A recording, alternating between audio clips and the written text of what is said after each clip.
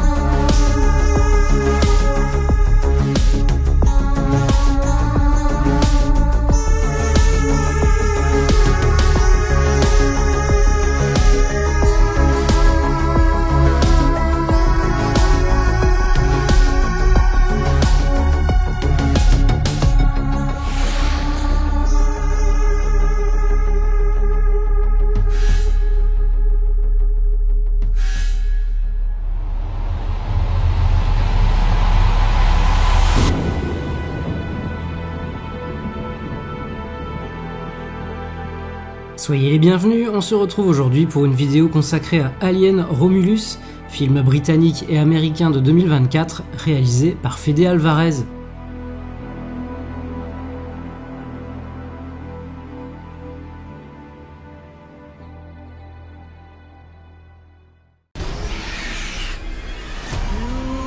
Collision prévue dans 5, 4, 3, 2, 1.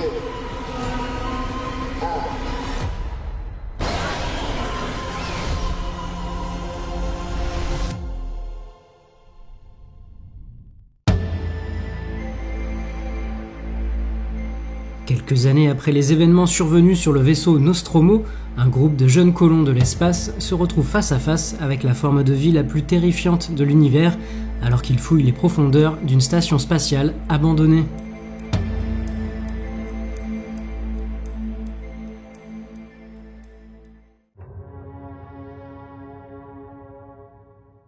Franchise de science-fiction et d'horreur dont l'univers continue de captiver les spectateurs 45 ans plus tard, la saga Alien a su marquer de son empreinte le cinéma, entre autres médias, de par la complexité et l'étendue de sa mythologie, l'aura de ses créatures cauchemardesques, du facehugger au xénomorphe, devenus de véritables icônes culturelles, ou bien encore la richesse des thèmes, domaines et symboliques abordés, du féminisme à la survie, en passant par la représentation de la sexualité, la peur de l'inconnu et les limites de la science. Réveillés de leur sommeil artificiel par l'ordinateur central, ce dernier ayant capté un signal en provenance de la planète désertique LV-426, les 7 membres d'équipage du Nostromo, cargo spatial sur le chemin du retour vers la Terre après une mission commerciale de routine, sont contraints par le règlement de la société qui les emploie de partir en exploration afin d'enquêter sur une possible vie extraterrestre. Le début des ennuis pour nos protagonistes est la confirmation que oui, il existe bien une vie extraterrestre, mais que cette dernière s'avère particulièrement hostile. Vous connaissez toutes et tous ce film, j'imagine, donc pas besoin d'y revenir en détail. Le lieutenant Ripley enclenche l'autodestruction du vaisseau et éjecte la créature baveuse dans l'espace, se retrouvant seule survivante, avec le chat, dans la navette de secours. Contribuant au renouveau du genre de la science-fiction et offrant au spectateur le cauchemar ultime, incarné par une créature mi-humaine, mi-monstre, à la fois organique et mécanique, un organisme parfait ramenant l'homme à sa fragilité et à ses peurs les plus primaires, l'œuvre de Ridley Scott à la réalisation, Dan O'Bannon au scénario, H.R. Giger au design, Sigourney Weaver au casting et de bien d'autres talentueuses personnes encore, demeure un incontournable du genre et plus globalement du 7e art. Un succès et une reconnaissance ayant conduit bien évidemment à plusieurs suites, crossovers, préquels et autres produits dérivés.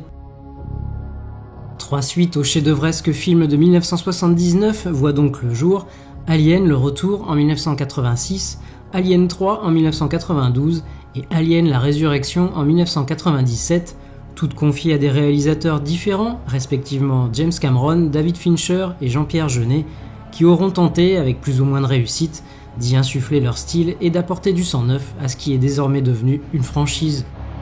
Appréciés ou non, parfois même préférés à l'opus initial, je pense bien sûr à Alien le Retour, ces 3 volets ont au moins le mérite d'offrir à la saga de nouvelles perspectives, d'explorer d'autres thématiques et d'élargir la mythologie de cet univers décidément fascinant.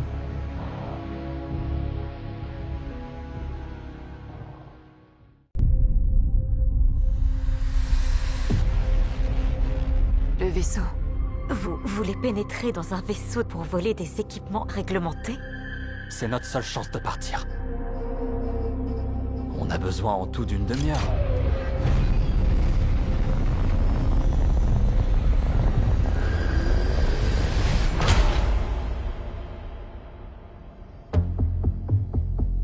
Je passe rapidement sur les 2 crossovers que constituent Alien vs Predator en 2004 et Alien vs Predator Requiem en 2007. Rêve de fan sur le papier, l'idée étant issue d'un comics, mais dont le résultat s'avère bête et méchant sans parvenir à réellement tenir les promesses de ce duel tant attendu. 2 films qui auront stoppé net l'idée d'un 5e volet de la saga principale, avant que Ridley Scott, trépignant d'impatience à l'idée de pouvoir reprendre un jour les rênes d'une franchise à laquelle il a posé la première pierre, et quelle pierre, décide de revenir aux affaires en proposant de mettre en scène l'avant Alien. Prévu comme une préquelle du premier film, Prometheus connaît une gestation difficile avant sa sortie en 2012, son scénario définitif s'éloignant de façon notable de la saga initiale pour en créer une nouvelle, tout en évoluant dans le même univers et tentant d'expliquer bon nombre d'éléments laissés jusque-là volontairement dans l'ombre. Revenant ainsi en partie sur les origines du xénomorphe, tout en explorant des thématiques le connectant à Blade Runner, Prometheus semble poser plus de questions qu'il n'en résout, si tant est que nous souhaitions au départ en savoir plus sur des éléments dont le mystère faisait justement tout le sel du premier film. Si certaines des suites d'Alien avaient divisé les fans en leur temps, ce n'était finalement rien en comparaison de Prometheus. Et ce n'est pas Alien Covenant, dont la mise en chantier a conduit à l'annulation pure et simple du Alien 5 envisagé et teasé à coups de concept art par le réalisateur Neil Blomkamp, qui arrange les choses à sa sortie en 2017, transformant l'androïde David en Dr Frankenstein, mais amoindrissant l'aura de la principale menace. Entre un film loin du succès escompté et les tractations de Disney pour racheter la Fox, la saga semblait bel et bien au point d'arrêt, laissant le spectateur avec toujours autant de questions sans réponse. En parlant de questions sans réponse, si jamais vous souhaitez connaître mon classement des différents films de la saga, du meilleur à celui que je considère comme le moins bon, hors AVP 1 et 2 et hors Romulus, eh bien c'est simple, il suit exactement l'ordre de sortie de chacun des longs métrages. Autant dire que j'appréhendais quelque peu l'arrivée de ce 7e opus.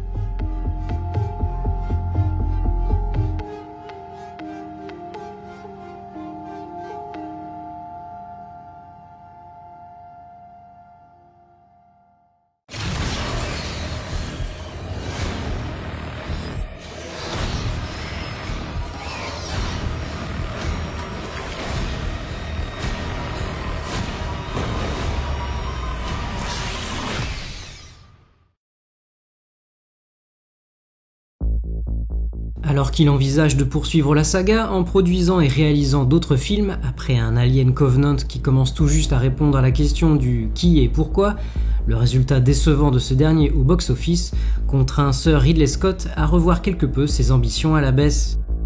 Désireuse de faire évoluer la franchise, Disney, ayant racheté la Fox entre-temps, s'oriente alors sur plusieurs pistes, dont une série, un film réalisé par Scott, un Alien 5 avec Sigourney Weaver, mais différent de celui développé quelques années auparavant par Neil Blomkamp, ainsi qu'un film indépendant destiné à être diffusé sur la plateforme Hulu.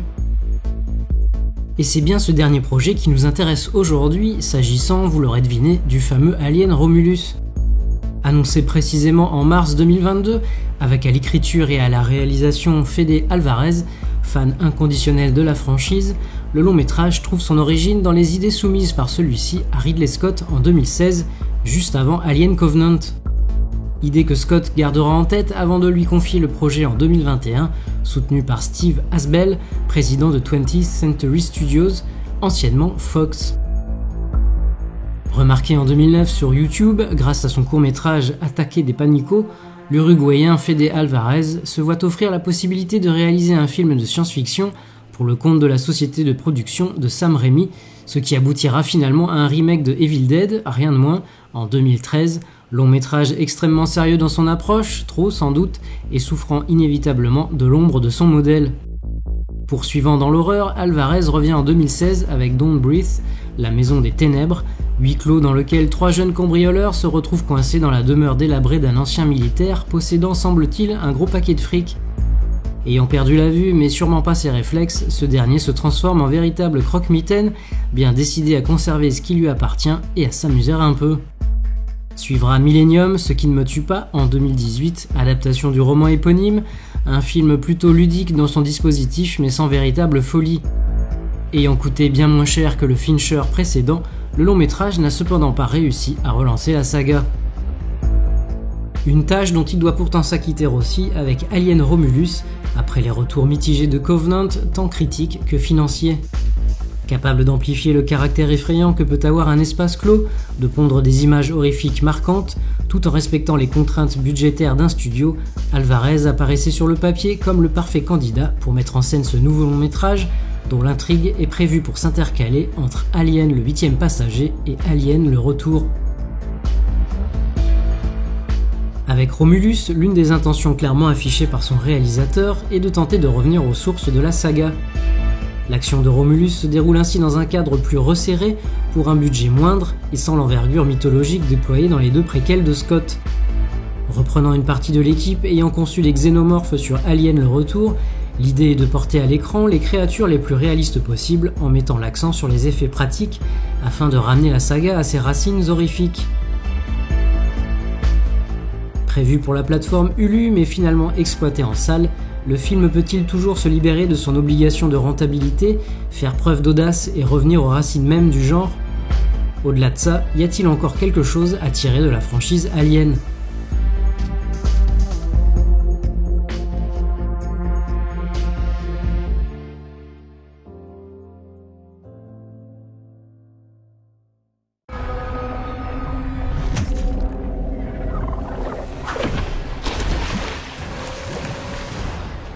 Bjorn! Arrête de déconner, Bjorn, lève-toi! Je déconne pas, y'a un truc dans l'eau! Quoi? Quel truc? Je sais pas ce que c'est, y'a un truc dans l'eau, putain!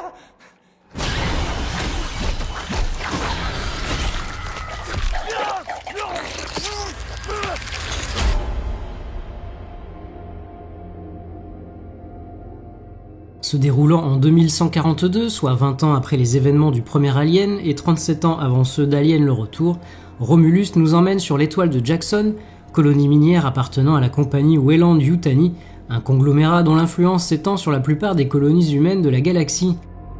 Nous y suivons un groupe de vingtenaires composé de Rain, Tyler, Kay, Bjorn et Navarro, tous 5 bien décidés à quitter cet endroit sans avenir où le soleil ne perce jamais. Accompagné d'un androïde dysfonctionnel reprogrammé nommé Andy, appartenant lui aussi à la Weyland-Yutani et que Rain considère comme son petit frère, l'objectif de nos jeunes colons est de gagner la planète Ivaga, dont les conditions de vie semblent bien meilleures.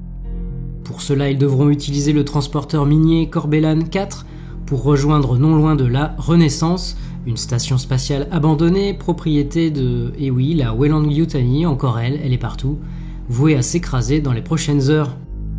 Le but étant de récupérer le plus rapidement possible les chambres de stase nécessaires pour aller jusqu'à Ivaga, le trajet pour s'y rendre nécessitant 9 longues années. Évidemment, rien ne va vraiment se passer comme prévu. Partant de la version longue du film de Cameron, Alvarez s'est imaginé, avec l'aide de son co-scénariste attitré Rodo Sayagues, le semblant de vie d'enfants ayant grandi sur une colonie en voie de terraformation et contraints d'emprunter la voie de leurs parents pour survivre. Après une introduction captivante, raccrochant les wagons avec le premier film, Romulus nous plonge ainsi dans l'univers ténébreux d'une colonie où des ouvriers corvéables à merci par une corporation toute puissante rêvent encore d'une porte de sortie. Dénoncé par certains colons, ce capitalisme à outrance, déjà abordé dans le film de Cameron, certes, adopte ici non pas le point de vue des cols bleus, mais celui du prolétariat, en l'occurrence de jeunes ouvriers, représentatifs d'une génération sacrifiée sur l'autel des intérêts de la compagnie. Mais nous voici rapidement en terrain bien connu, du moins pour le spectateur, nos protagonistes regrettant bientôt d'avoir posé les pieds sur cette fichue station, comprenant pourquoi elle est abandonnée. Exploration d'une épave avec couloir bien trop vide pour être honnête, groupe d'individus à la merci d'un monstre implacable, il y a évidemment comme un sentiment de déjà-vu dans un Romulus, s'inscrivant à la fois dans la lignée du premier Alien pour son aspect huis clos horrifique, et dans celle d'Alien le Retour pour sa partie jeu de massacre spatial. Et il apparaît malheureusement difficile de s'attacher au personnage, car mis à part la protagoniste principale, Rain, et l'androïde Andy, dont la relation est au cœur du film, le reste du groupe s'avère bien moins caractérisé, au point de ne même plus se rappeler de leur prénom quand vient le générique de fin, la plupart servant de chair à canon. Si on veut voir le verre à moitié plein, on peut se rassurer en se disant que finalement, cela vient renforcer l'idée d'individus exploités, remplaçables et donc sacrifiables.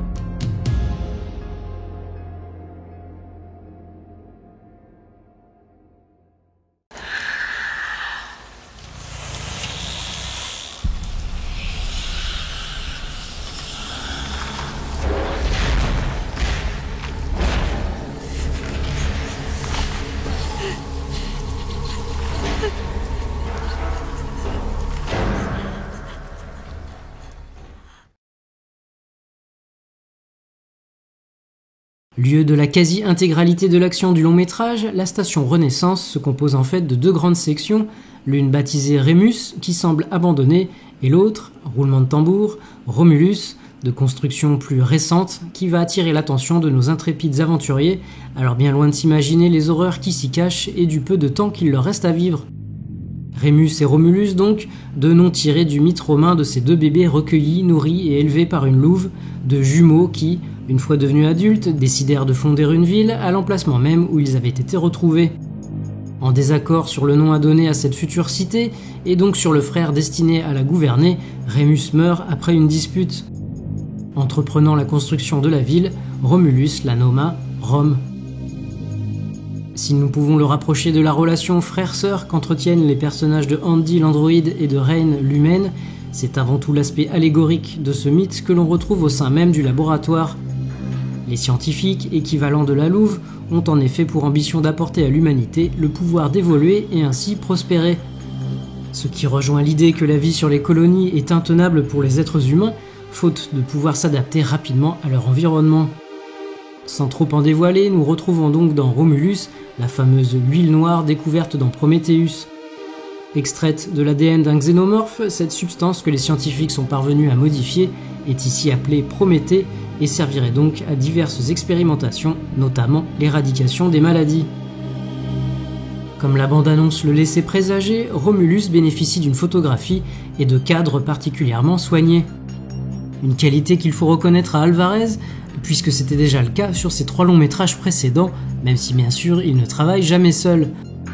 Entre les jeux de lumière venant magnifier chacun des décors, l'utilisation accrue d'effets pratiques rendant les choses plus palpables et viscérales et mettant à l'honneur les facehuggers, l'excellence des effets numériques uniquement entachés par la volonté, dont on aurait pourtant pu se passer, de ressusciter un personnage bien connu du premier volet, Romulus nous en met plein les yeux du début à la fin, bien aidé également par un sound design terriblement efficace. Un véritable roller coaster horrifique s'offre à nous, le réalisateur sachant parfaitement entretenir le suspense et faire monter la tension grâce à la fluidité de sa caméra et à son sens de la narration visuelle avant le déferlement de violence tant attendu, là aussi un terrain de jeu qu'il maîtrise parfaitement à l'image du 4e acte qui divisera à n'en pas douter comme avait pu le faire un autre volet en son temps. Tentant de revenir aux sources de la saga, qu'il s'agisse du premier film comme de ses 2 préquels, Alien Romulus n'en oublie pas pour autant les volets 2, 3 et 4. Contrairement à certains réalisateurs chargés de reprendre une franchise, comme si le premier volet n'avait connu aucune suite, crachant sur ces opus volontairement ignorés mais tout en leur piquant certaines de leurs idées, David Gordon Green, ça c'est pour toi, Fede Alvarez a au moins le mérite de respecter ce qui s'est fait avant lui. La contrepartie étant qu'il se sent obligé d'y faire allusion, à plusieurs reprises, par de minuscules détails, visuels ou sonores, la bande originale et son air de best-of que j'ai pourtant adoré, par des lignes de dialogue emblématiques mais qui tombent ici à plat, par le retour d'un personnage comme évoqué précédemment, ou même en reprenant des scènes entières, parfois inutilement, parfois pour le meilleur heureusement, le 4e acte encore une fois.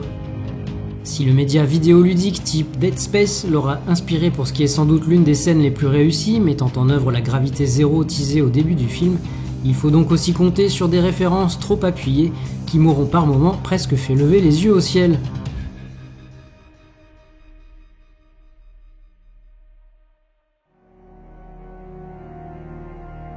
S'il ne réinvente pas le fil à couper l'eau chaude, Fede Alvarez parvient à réoxygéner la saga Alien et offrir aux spectateurs le spectacle tendu et horrifique espéré, grâce notamment aux qualités techniques de son film, sa mise en scène et une thématique plutôt intéressante.